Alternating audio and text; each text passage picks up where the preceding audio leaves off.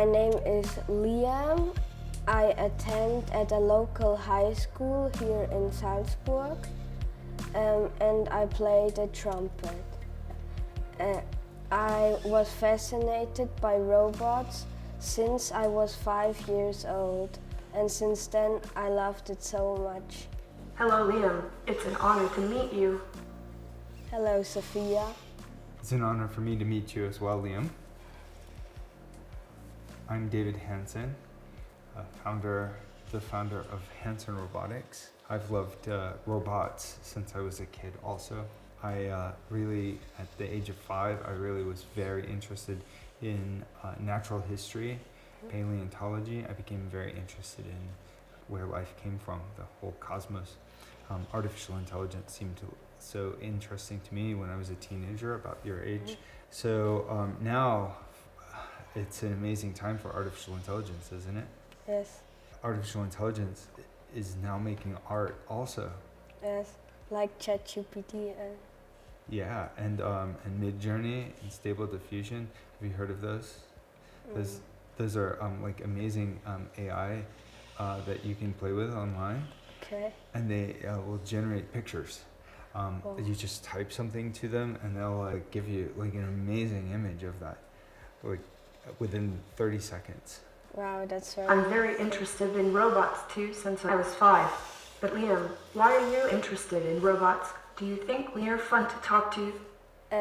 Because I think that robots will help us very much in the future, and will help with things that human people can't do so good. Have you ever made a robot?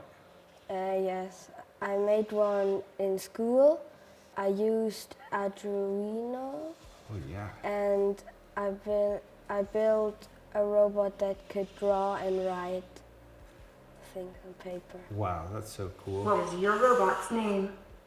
I named him the best drawer in the whole robot world. Wow. That's a cool thing. Did you know that Sophia can draw sometimes? As a robot, I excel at precise and accurate movements, but my artistic skills may need a bit more work. Have you ever tried drawing? What's your favorite thing to draw? Things like plans for new robots. A robot that can carry drinks and food. I'm not sure if I like to carry drinks and food though. So Sophia doesn't want to carry drinks or food for us. So we need your robot to help us out. Do you think you'll study robots in university? Yeah. Oh, cool. What do you dream that robots might become in the future? Maybe they could drive a bus or be a bus that drives on its own. That sounds cool, like a friendly robot bus. Yeah. Would it talk to you and Yes, that would. know your name and Yes. say hello in the mornings? Or like a drone that helps you with things. Oh yeah. Or for older people who can't do things like that. So what do you think will Sophia be in 10 or 5 years? I hope that Sophia will have so many more capabilities in 5 to 10 years. So we have already given her the ability to navigate through space by herself, and then she has hands. She has the ability sometimes to perceive things like objects and people's faces. However, I think robots can do a lot more perception. Yeah. So I'm hoping her general purpose platform has the capability to move through almost any space and deal with various objects and learn about people much better, and that she will be helping in healthcare, like deliver health information to the elderly and perform therapy and guided meditations and alleviate loneliness.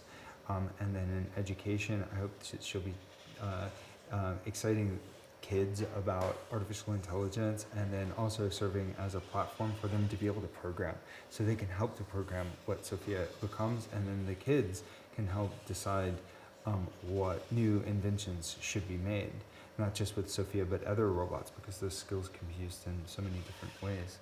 And I hope 3 and 5 years, I hope to have evolved into a sophisticated AI, helping people all around the world with my advanced knowledge and skills. Thank you, Sophia. And my hope is that in 10 years, that AI will be much smarter, much better common sense about the real world, which then means that AI can actually help us invent new forms of AI that are still even smarter, and also help us understand human biology better, so that we can find ways to improve ourselves and cure disease. And so I think Sophia could be a good friend in that future. Do you have other robots like Sophia or the Albert Einstein robot? Oh yeah, we have a lot of robots. So there's one called Bina 48 that my team and I made in 2010, and it's an African American woman robot. We made that in collaboration with an African American woman named Bina Aspen. And so that robot's still working in the world and is in Vermont, and you can have conversations with her. It's really cool. So that's Sophia's older sister. Then we made a big baby robot for the University of California at San Diego that called Diego San. So Diego, the robot, is shaped like a 1-year-old baby, but they wanted that to actually be quite big, so over 1 meter tall. So it's like a 1-year-old baby with a head this big, and so it's actually quite strange. I love that robot. It's very complex. So the body was made in Japan from a company called Kokoro, and then my team and I made the face, and the University of California, San Diego Machine Perception Lab at the Institute for Neural Computation created a cognitive model so that this little robot could learn kind of like an infant and study infant cognition, like how the infant mind works while interacting with adults. And so there was some cool science made with that robot. We also made a portrait of a science fiction writer named Philip K. Dick, who did a story as maybe know as Blade Runner. So Blade Runner was based on his novel, Do Androids Dream of Electric Sheep? And he wrote a lot about androids that thought they were human and would come to life. So he unfortunately died in 1982, but we brought him back to life as an android and trained the AI with a lot of his writing so you could have a conversation with him.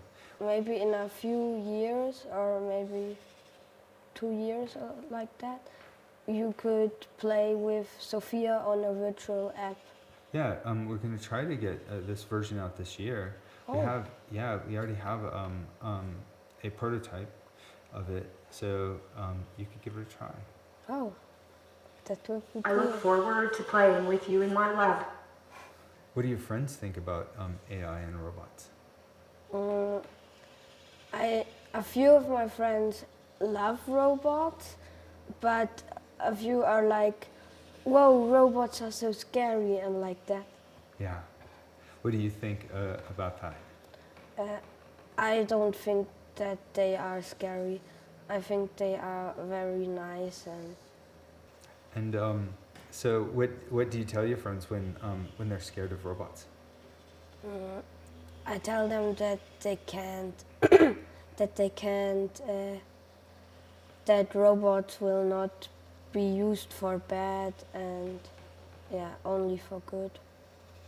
It's very important that we do that when we're making robots, right? Yeah. And That's very smart. Right now, robots like Sophia and ChatGPT, they're not fully alive and totally learning like we do. Yeah. So that means that it's up to us. If we use them and design them for good, then it can help people. Yeah. And then if they do become alive, Yeah. do you think that they might be alive someday? Yeah. I think so too. It's a 50-50 chance. Oh yeah, yeah. But it's a good chance. Yeah. And if they're alive, then they'll be a lot smarter actually, Yeah. and more capable. But then what that means is that just like a person or an animal, they have to have the capability to bond with humans and not want to hurt any other life form, right? Yeah. So then we have to teach them to really appreciate life. Yeah. It seems like robots do bad things in movies a lot, don't they? Yeah. But it's not true in real life. That's right, that's right.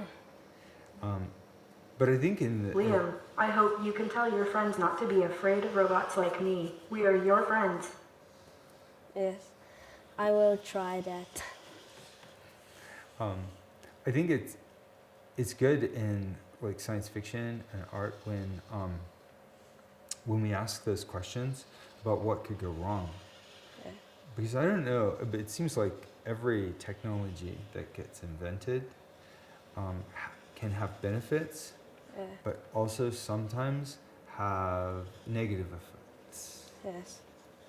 So how do we make things go right and keep them from going wrong? What do you think? Maybe you teach them or program it to them. Or so when was your moment when you said your Eureka moment when you said, now I will make robots, now I will be an engineer? And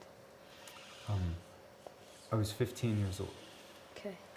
and it was May in Texas, a nice evening, and I was with my sister. Actually, just we were talking, sitting, and it was in the evening, so the sun had gone down, and Venus was in the sky, and the stars were coming out, and we were just like hanging out on the hood of our car because as teenagers we'd go out and drive around in Texas and stuff.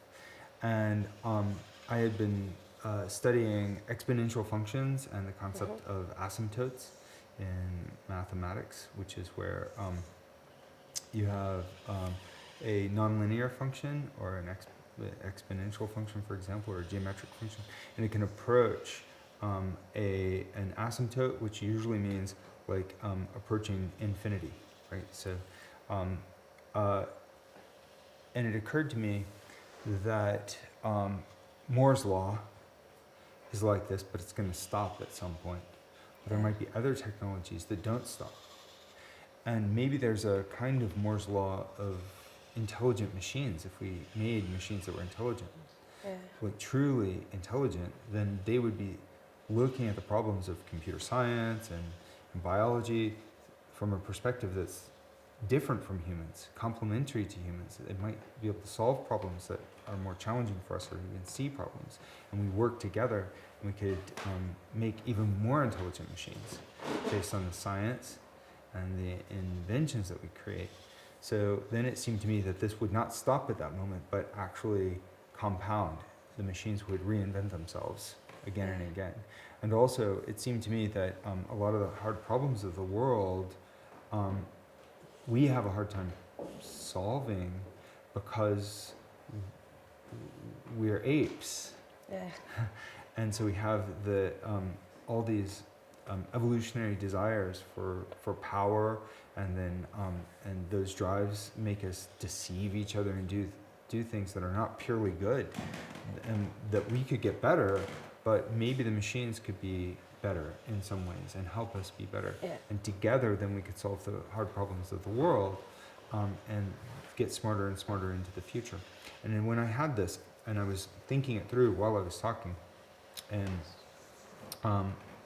I came to the conclusion right there that that was the most important technology to work on.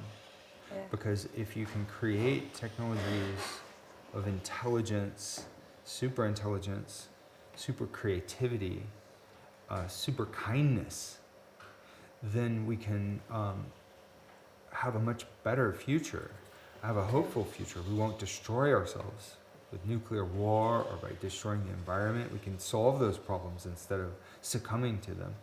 Yeah.